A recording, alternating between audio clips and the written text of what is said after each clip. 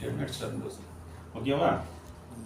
சரி, ஃபஸ்ட்டு கை இப்படி பிடிச்சிட்டு விரல நல்லா மடக்கி மடக்கி இந்த மாதிரி ரிஃப்ளெக்ஸ் வரும், அதை ஒன்றும் பயப்பட தேவையில்லை. அதாவது துடிக்கும் நவறது அதெல்லாம் ஆமாம், அது நரம்புக்கும் அது கனெக்ஷன் இருக்குது. விரலை மட்டும் மடக்கி மடக்கி ஒரு 20-30 டைம். ஃபஸ்ட் எக்ஸசைஸ் காலுக்கு. அடுத்தது இன்வர்ஷன் எவர்ஷன். இது வந்து பாதத்தை வந்து இது எல்லா மூமெண்ட்டும் நல்லா தான் நம்மளுக்கு பின்னாடி நல்லா இருந்தது, அந்த மசில்ஸ் வீக்காக அதுதான். இது ஒரு 20-30 முறை.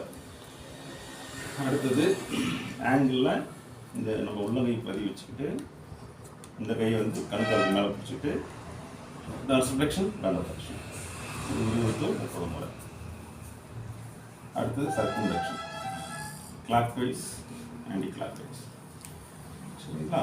இதுதான் வந்து பாதத்துக்குள்ள எக்ஸசைஸ். 20-30 பண்ணலாம், ஒவ்வொன்றும் குறைஞ்சிட்டு 30 பண்ணலாம், ஒன்றாவது பண்ண தான் இல்லைன்னா சில நேரத்தில் பார்த்தா கால் சூம்பிடும். 2 மாதம் கழிச்சு நம்ம அப்போ ஒன்றும் பண்ண முடியாது. அது வந்து எக்ஸசைஸ் பண்ணிக்கிட்டே இருக்கணும், நம்ம அந்த கால் சூம்ப விடக்கூடாது. நல்லா ஆகிட்டாங்கன்னா அடுத்த கட்டம் நம்ம நடக்க வைக்கிறதெல்லாம் இருக்குது. அடுத்தது கணுக்காலை வந்து ஏற்கனவே நான் சொல்லியிருப்பேன், ரொம்ப ஃபோர்ஸ் கொடுக்குறது 90 டிகிரி மேலே போட்டு அழுத்தக்கூடாது அவர். சரிங்களா? எப்பயுமே ஸ்பைனல் கார்டு இருந்துச்சுனாவே 90 டிகிரி மேலே மினிமம் 2 மாதம் வரையும் போட்டு அழுத்தக்கூடாது. ஏன் கழுத்தில் ஆப்ரேஷன் பண்ணக்கூடாதுன்னா போட்டு அழுத்தினா லைட்டாக மூவ்மெண்ட் இருக்கும், போட்டு அமுத்தினாவே இப்போ கண்டிப்பாக இதாகும். போகுது 90 டிகிரி தான் enough. இது நீ ஃப்ளெக்ஷன் எக்ஸ்டென்ஷன் ஹிப்பும் மூவ் ஆகுது. அடுத்தது இதுலேயே மெதுவாக அப்படி பண்ணலாம். இது வந்து இன்டர்னல் எக்ஸ்டர்னல் ரொட்டேஷன், ஜென்டில் தான் பண்ணணும், வேறு பண்ணக்கூடாது.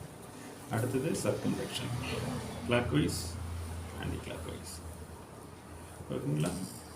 இது அப்டக்ஷன் அடக்ஷன். ஒவ்வொன்று 20-30 முறை குறைஞ்சபட்சம் பண்ணணும்.